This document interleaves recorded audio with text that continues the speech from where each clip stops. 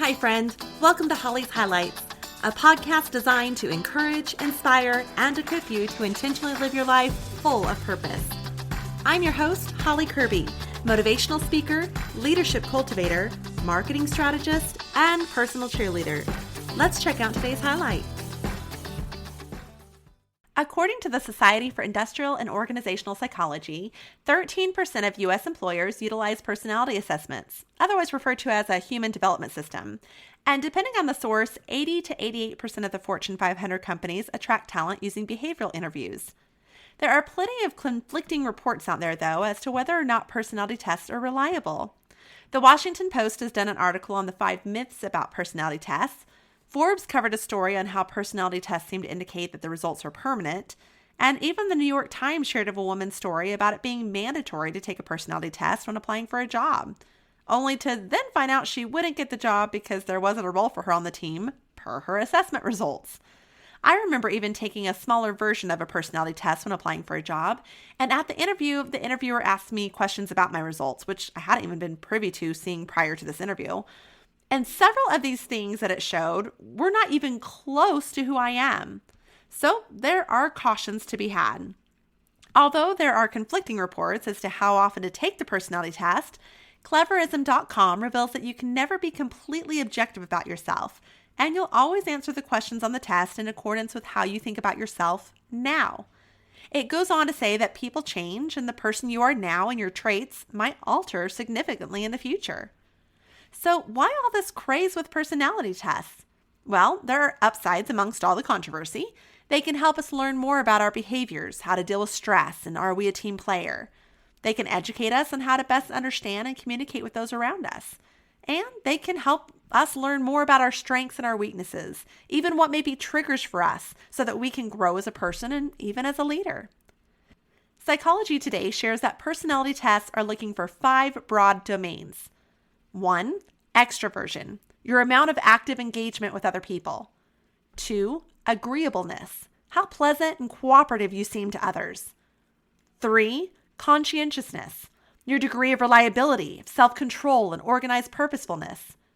4, neuroticism, the frequency and intensity of negative emotions you experience. And 5, openness to experience, your preference for intellectual and creative experiences versus traditional practical activities. Now, I've taken my share of personality assessments, from Myers-Briggs and StrengthsFinders to 5 Voices and DISC analysis.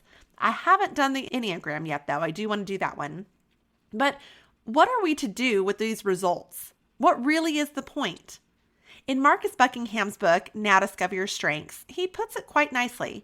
The tragedy of life is not that each of us doesn't have enough strengths. It's that we fail to use the ones we have. So today we're going to cover 3 areas on how to actually use our personality assessment results no matter what personality assessment you take. Now, keep in mind there are so many personality assessments out there that for the sake of consistency on this time together, we're going to refer to those results as our voice. So number 1 would be understanding our voice. In fact, Proverbs 18:21 warns us that there is the power of both death and life in our tongue. It can be a weapon. Well, so can our voice. We can use it to harm or for good. So what our voice is capable of. Number 2, knowing the rules of engagement. The definition of rules of engagement is not so much about results to achieve, but what might be the measure that's unacceptable to achieve them. So how will we use our voice? And then number 3, learning how to control our voice. That's where that balcony basement term comes in, where we tend to operate in the strengths of our voice, that balcony, majority of the time. But we all have those tendencies when we're backed in a corner, we don't know what to do, or high stressed, that we're going to tap into the negatives of our voice in that basement area. So let's start with number 1, understanding our voice. We can often be unaware of how we come across. Our tone, our volume, our tact, or even lack of it, even our body language. And all of this comes about to be in our emotional intelligence. How do other people perceive us, receive us? Reviewing the results of our personality test helps us get acquainted with the ins and outs. How are we coming across to others? What are the strengths shown? What are our weaknesses we reveal? how to best interact with someone with that voice. And each personality assessment you receive will provide such results. There are even some that have a book available to dive deeper. In fact, I personally like the 5 voices, how it divides their 5 results up, and you can find the strengths, the weaknesses, the volume tone, and even the triggers of that voice. Then there's the strengths finders that actually goes into providing similar detail, but stretches it out to where you learn even how to interact with other voices other than your own. Now, if you don't know how to handle your weapon, your voice effectively, it can cause all kinds of collateral damage and you not even realize it. See, we all have that capability of causing harm, and therefore we need to know how to use that tool in our toolbox. Learning our voice will help us do that and how to respond to things, how to best prepare for difficult meetings or situations. Now, there are 2 issues that come into play when we're trying to learn our voice. One is that we have a natural tendency to point out the speck in another's eye when we first should be pulling out the log in our own. We tend to look at, he said this, or she did this, or they, instead of looking at our own voice. How did our voice impact a conversation or an outcome? What could we have done differently when contributing to the situation? Second of all, just as on a plane, we're advised to, in an emergency situation, put on our oxygen before helping others. We need to learn and develop our own voice first before we can fully help lead others with understanding and engaging in their own. And we so often tend to want to just help others without truly knowing ourselves first.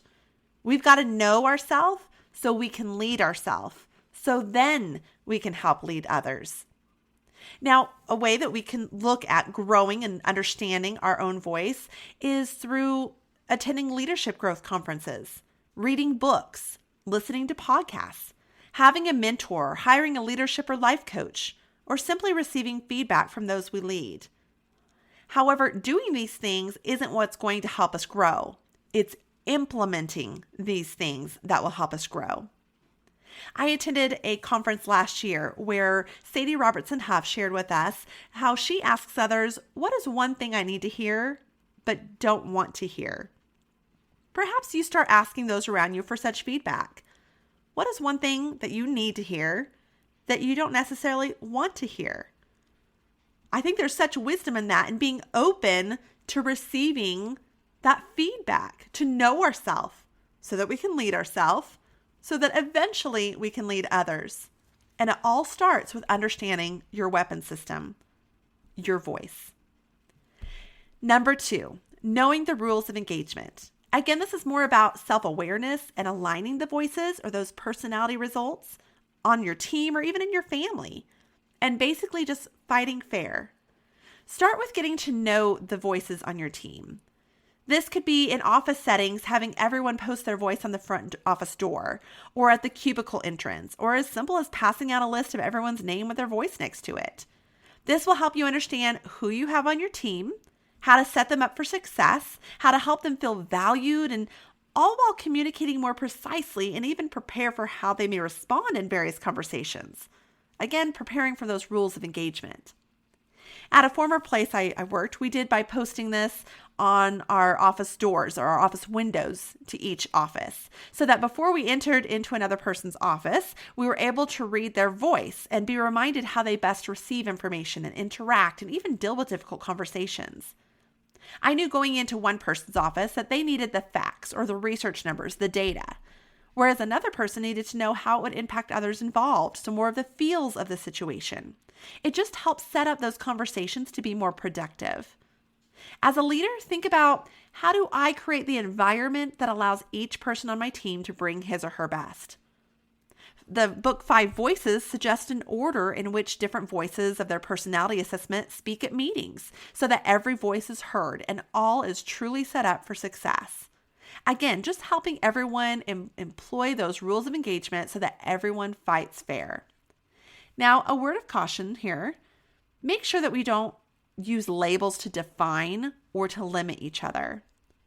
See, we only operate in that negative when we're backed into a corner. We don't operate there all the time. And sometimes we can assume how someone is going to respond because they are a certain voice. But we've got to be cautious of doing that because not everyone is going to operate in their negatives and their weaknesses all of the time. That's our basement area that we don't dwell in. So we can use these opportunities in giving feedback to honor the positive intention that influence that negative behavior. But again, don't limit it. Don't box it in. And second, just because we are this or that doesn't mean we can't or are unable to do something. It just might be an indicator that that voice needs help to excel with a certain skill because it's not as natural for them as another voice. In Now Discover Your Strengths, the author refers to the 3 revolutionary tools, and one of those is the key that basically what our results of a personality test may be as a natural tendency to us, it doesn't mean that we can't learn. So again, don't box in and labeling that just because someone is this voice that they're unable to do something, because they can still have an opportunity to learn it. And that might be your opportunity to help them. As a leader, we want to make sure that every voice is heard and utilized. Something I learned years ago at a retreat was the Fist to 5 tool. So whatever topic is at hand, you're trying to understand where all voices are on the topic, you can ask everyone to do a fist to 5. They might hold up a fist, a 1, a 2, a 3, a 4, or a 5.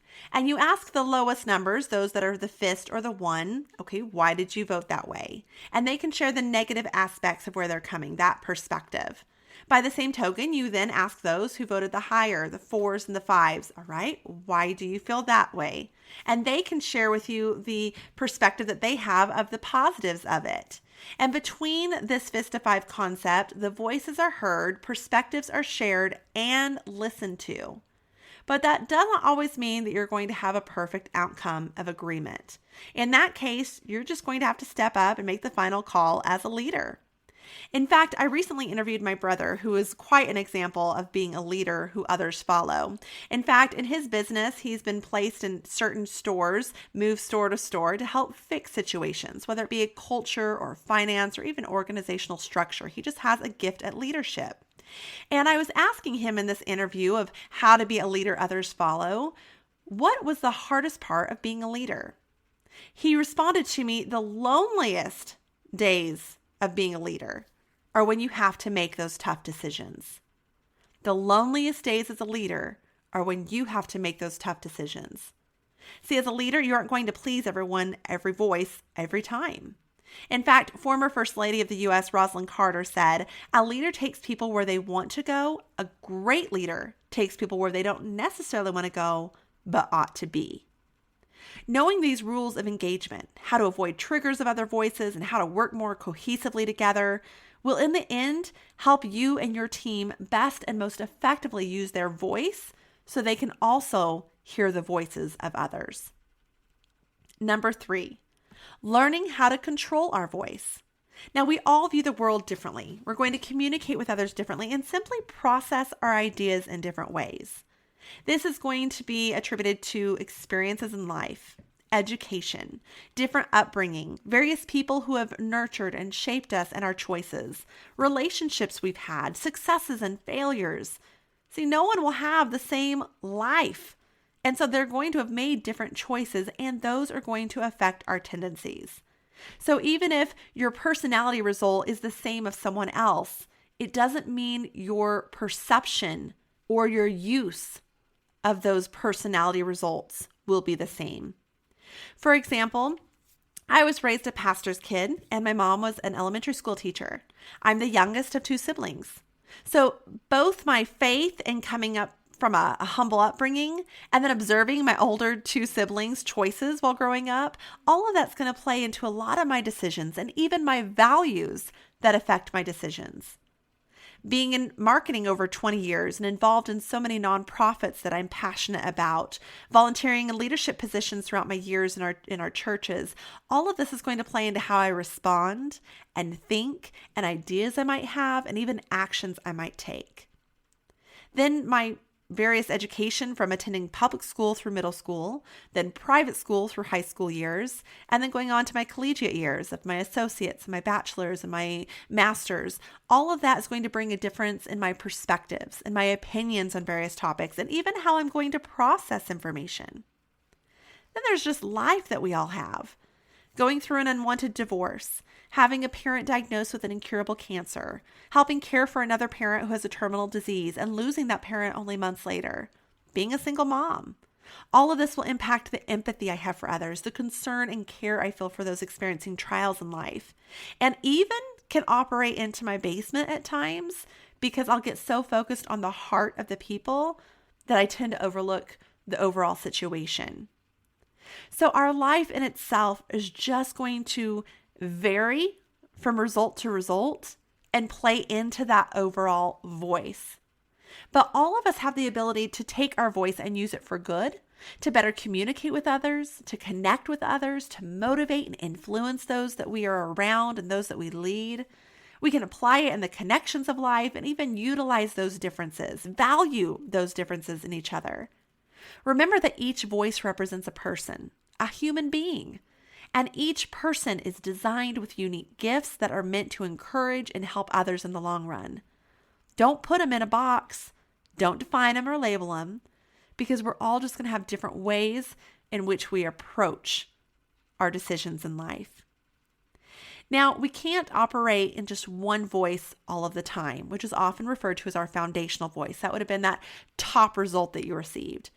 But we all tend to have a voice order. In fact, you might have received, depending on your voice, what those other ones are. This is where we can set boundaries within our voice. And the 5 voices suggest using the 70-30 split rule, meaning spend 70% of your time doing what you're good at, what you most naturally enjoy, because then it will leave energy to do the 30% you don't enjoy, what zaps and drains our energy. So although I might operate in my foundational voice 70% of the time, I'm still going to have to do tasks in my job or in my home life or even just in life overall that are going to tap into that other 30%. Operating more than 30% of time in your non-foundational voice, though, it's going to leave you irritable and feeling burnt out and stressed and start operating out of that basement area where we don't want to stay. So learning to control our boundaries of how we use our voice, and then knowing the limits of where we need to tap into that hard word of delegation, using each other's strengths. And this will help us, knowing our own strengths, play into the bigger picture of the group, which will then help us to tap into the strengths of others, which overall helps our team be more productive. Again, knowing how to help others with their voice and actively utilizing the voices of others all begins, though, with mastering your own voice, which overall will help you in better understanding your voice, the voices around you, improving overall communication, and resulting in more productivity and better outcomes. Now, I'd like for us to take a moment for 5 self-reflection questions. Do you want to learn and grow from your personality assessment results? Now, that may sound like a stupid question, but I have been in too many meetings, watched too many people get promoted, or coached too many people in life or leadership who are only there because they had to be, or only took the promotion because it was time, or because they had pressure from higher ups, but they didn't want to. They didn't have that buy-in for that growth. The commitment and the time that it's going to take, the sacrifices that will need to be made. In fact, I think of Jesus at the pool of Bethesda, where when speaking to a man who had been an invalid for 38 years, he simply asked, "Do you want to get well?" To which the man replied with excuse after excuse. And Jesus says, "No, do you want to get well?" Well, do you want to learn and grow from your personality assessment result? Because the choice is yours. It could be just for fun, or you could actually learn and grow from the result. Second of all is, what voice do you respond to positively and what voice do you respond to negatively? Now think through situations, leaders you've had in work and school and family and even in extracurricular activities. What voice do you respond to positively and which voice do you respond to negatively? From there, the third question would be, what can you learn from those voices? There is always something to learn from everyone, good or bad. And we tend to naturally look at the good of what we can learn from that and just try to shove away the bad, ignore that, push it away, move on. But there's so much to be learned in both good and bad scenarios around us. I had a leader once who took all the credit. She would have me do a lot of the work, which I actually really enjoyed doing. But when it came time for recognition, my name was not one to be printed. Now, I needed to feel valued. I needed to know that I was appreciated and that I made a difference. I could have wallowed in self-pity on this, or as I chose to do as a result, I implemented in my leadership to give credit where credit is due so that no one would ever feel like I felt in that moment. I want to respect every voice, whether we are in agreement or not, and truly value their voice. I really enjoy learning from other voices. So what can you learn from the voices, both positive and negative, good or bad, that you've had as examples in your own life? Number 4, who in your life might be open to serving as your mentor? Someone who will hold you accountable, speak truth into you, kind of take you under their wing and be someone that you can learn from, but also one who will be honest enough to point out how you're coming across, help develop that emotional intelligence. My mom used to always say, have a mentor and be a mentor. Meaning learn from someone else, their knowledge, their wisdom, their life experiences, but then make sure that you turn and pour yourself into someone else. Because someone has taken the time to invest in you, you too should invest in someone else. So who's a mentor that you can start learning from to where in the future, part of that legacy left, you can then turn and pour into another? And number 5, what is your personality assessment result? Your voice, and how are you using it? Perhaps you could be more effective in communicating with others around you or grow in it. Maybe you're even going to take back some things you've learned today, asking those you lead what you need to hear but you don't want to hear, adding the fist to 5 at your meetings, or even setting boundaries of that 70-30. Now, again, I realize there are so many different personality tests out there, and perhaps you and your team already are using a personality assessment. The main thing is for you all to be speaking the same language. If one person is using strength finders and talking about beliefs and wooing and responsibility, and another Myers-Briggs using the terms of INFJ, and then you're using the 5 voices, which terms of pioneer and connector, everyone's going to know their voice, but not be able to understand each other's voice or how to best communicate with the other voices. In other words, mass confusion and miscommunication is going to set in. So use the same source so you speak the same language with those around you. Then make sure you're using that language consistently. If you're going to incorporate this in your team and those that you lead at work, then make sure that everyone is using that same language. Meaning if a new person comes to the table and has to wonder what the pioneer pioneered, they obviously are going to not get it. So make sure you're having new leaders or people on your team that are expected to use that language. Have them actually take the test and then provide them the tools and the resources to grow in their voice. Again, as a leader, know your voices so you can align your voices. This helps you to know yourself so you can lead yourself so you can lead others. Now, if you're looking to take a personality assessment, the Big 5 personality test is said to be the most scientifically validated and reliable psychological model to measure our personalities.